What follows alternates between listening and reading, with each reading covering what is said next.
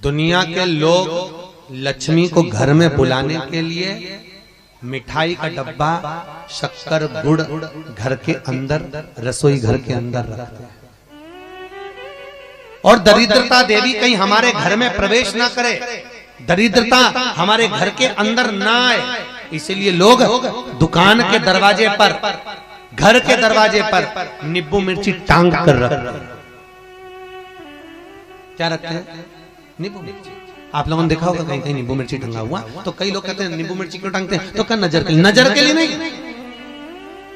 लक्ष्मी की बड़ी बहन दरिद्रता रोज प्रतिदिन घूमने निकलती है और लक्ष्मी भी घूमने निकलती है, तो दरिद्रता हमारे घर में प्रवेश ना करे, इसलिए दरवाजे से ही नींबू मिर्ची खाकर दरिद्रता बाहर की बाहर चले जाए, इसलिए नींबू मिर्ची दरवाजे पर। और मिठाई घर के अंदर, लक्ष्मी अंदर आ, मिठाई दरवाजे पर नहीं रहती, लक्ष्मी भीतर प्रवेश कर जाए। महाराज, इसलिए हमारे हिंदू धर्म में बेटी की विदाई में 3 चीजें नहीं दी जाती। 3-4 चीजों का बड़ा भेद है महाराज। पहले नंबर पर सुई, बेटी की विदाई में नहीं देते। दूसरे नंबर पर झाड़ू, बेटी की विदाई में नहीं देते। तीसरे नंबर पर चलनी आटा छानने वाली, बेटी की विदाई में नहीं देते। चौथे नंबर पर अचार की बरनी, बेटी की विदाई में नहीं देते।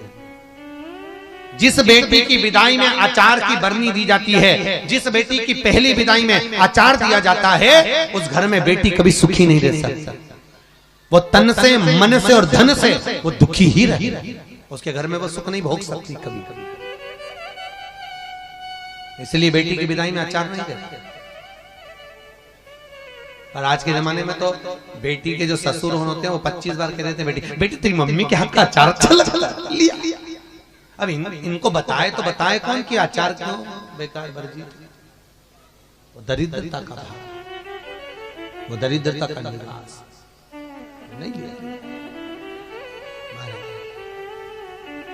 दरिद्रता पीपल के वृक्ष के नीचे, भगवान विष्णु ने कहा दरिद्रता देवी अब हम जा रहे हैं, पर लक्ष्मी और नारायण इस पीपल के वृक्ष के नीचे आपसे मिलने के लिए आए थे। आज शनिवार का दिन है, जो पीपल के वृक्ष के नीचे शनिवार के दिन आकर पीपल की पूजन करेगा वो संपदा को पाएगा, क्योंकि लक्ष्मी और नारायण दोनों इस पीपल के नीचे आए।